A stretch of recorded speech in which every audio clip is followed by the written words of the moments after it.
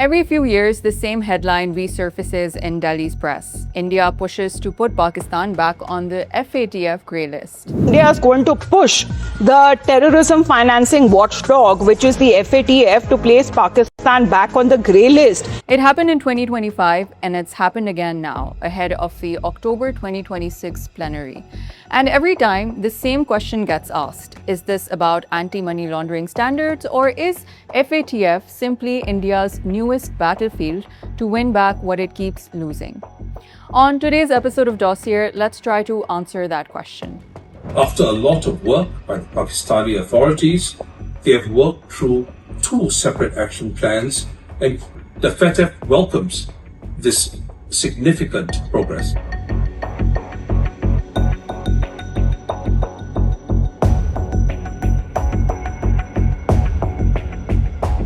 Let's begin with what is FATF. Founded in 1989 by the G7, the Financial Action Task Force is not a court and it doesn't issue sanctions. It's a standard setter with 39 member countries plus 9 regional bodies effectively covering the globe, all working to one mandate. That is to stop money laundering, stop terror financing, and stop the financing of weapons proliferation. Now, there are 2 lists that people talk about. The grey list, as in the jurisdictions under increased monitoring working with FATF on identified gaps, and the black list, that is the high-risk jurisdictions like North Korea, Iran, and Myanmar facing calls for countermeasures. Pakistan sits on neither of those lists today, and it hasn't since October 2022, and that's important to know because a lot of what's circulating in Indian media right now blurs the facts. Although it is worth pointing out that Pakistan does have a history with FATF. It was placed under increased monitoring by FATF in June 2018 for about 1,500 days. FATF handed Islamabad a 34-point action plan spanning 2 separate tracks. To get off the grey list, Pakistan basically had to rebuild its financial rulebook from scratch. And here's the problem FATF found in 2019. Pakistan's own 2017 risk assessment needed improvements. Accountants, jewelers, and real estate agents weren't yet covered by enforceable money laundering rules, and oversight of trusts and waqfs for potential misuse hadn't really been built out. So against FATF's 40 standards, Pakistan was fully meeting just 1 at that point. So the government built a whole new setup to fix it, which included 7 ministries and 50 departments. This was all coordinated by a brand new National FATF Secretariat, and underneath that, 1 committee to oversee the regulators and police enforcing the rules, another to keep everyone's supervision in sync, and a dedicated team whose only job was liaising with FATF and its regional partner, APG, or the Asia-Pacific Group on Anti-Money Laundering. Then came the legal overhaul. Pakistan rewrote its Anti-Money Laundering Act, its Anti-Terrorism Act, and its Foreign Exchange Rules, and the UNSC 1948 Act. It also handed new watchdog powers to regulators like the Institute of Chartered Accountants of Pakistan, which built its own risk-based monitoring system and trained over 1,000 members across 20+ sessions. And by 2022, all of this had worked. Pakistan went from meeting just 1 of FATF's 40 standards to meeting 38 of them, and that number is what opened the door to the September 2022 site inspection and the October 2022 exit. This wasn't just a submission Pakistan wrote about itself, it was an independent inspection. And then on October 21st, 2022, FATF President Raja Kumar stood in Paris and said Pakistan had made significant improvements, and because of all of this, collectively, FATF has decided to remove Pakistan from the grey list. In its official 2022 statement, FATF said that Pakistan had strengthened the effectiveness of its AML and CFT regime and addressed technical deficiencies to meet the commitments of its action plans, that is, 34 action items in total, with the 2021 plan completed ahead of its deadline and was therefore no longer subject to increased monitoring. And so that's what India's new push has to argue around. It's not a political favor, but a verified exit. So what is India bringing to the table this time around? New Delhi's campaign isn't new. It goes back to at least May 2025 when India first signaled that it would send a dossier to FATF and oppose World Bank funding to Pakistan in the aftermath of the Pahalgam attack. That effort didn't make a difference, and we all saw why. There is also a new variable. Vivek Agarwal, India's candidate, has become the first Indian vice president of FATF, and New Delhi is trying to take advantage of that.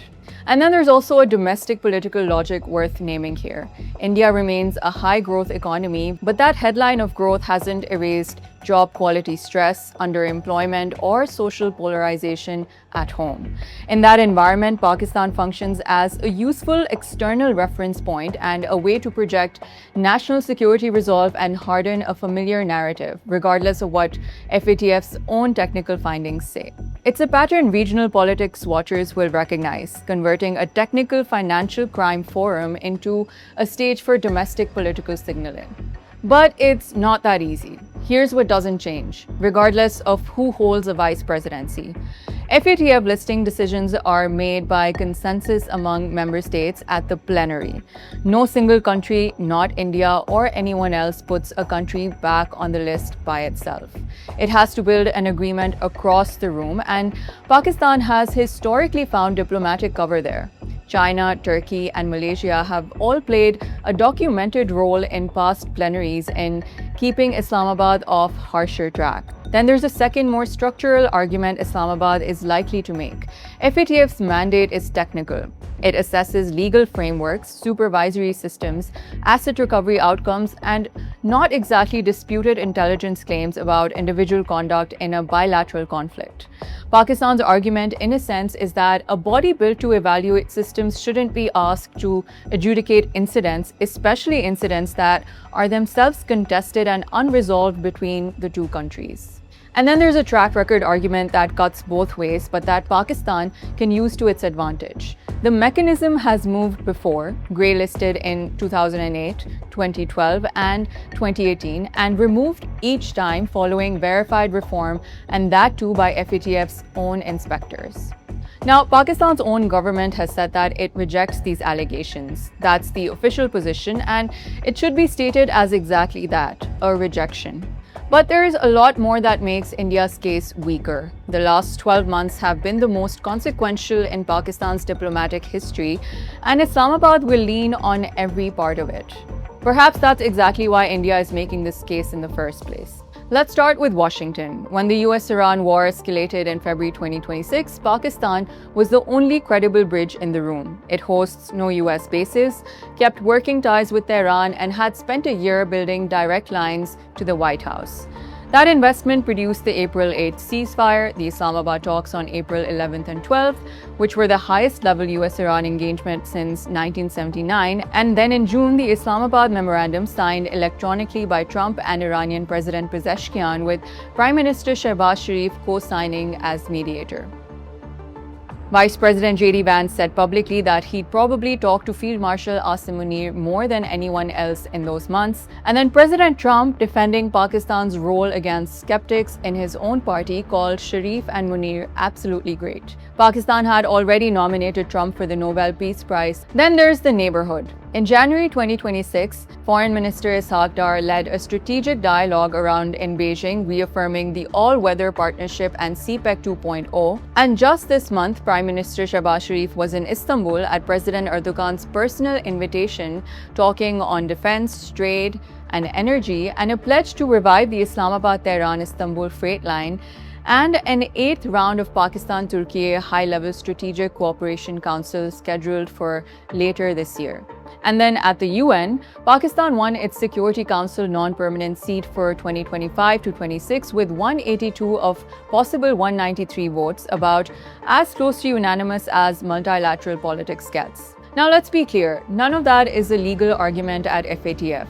FATF doesn't grade goodwill, but it's the diplomatic context Islamabad will lean on hard heading into October if India is able to act on its threats at all.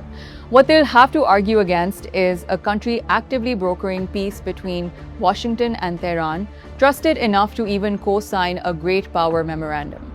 And if you take a step back, a pattern from the Indian side does come into focus. This is now the second consecutive cycle, 2025 and now 2026, that New Delhi has arrived at FATF, not with a fresh compliance finding from the watchdog itself, but with its own dossier built around contested bilateral incidents timed to a plenary.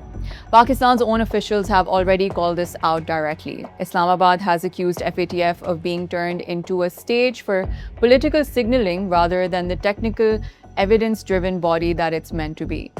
And it's not only Pakistan making that argument. Even commentary sympathetic to India's underlying concerns has noted that grey listing in this telling becomes less about closing regulatory gaps and more about a rival converting a technical financial crime forum into a stage for political signaling. So to summarize, a body built to assess legal systems and financial architecture is now being asked once again to referee a live territorial and military dispute.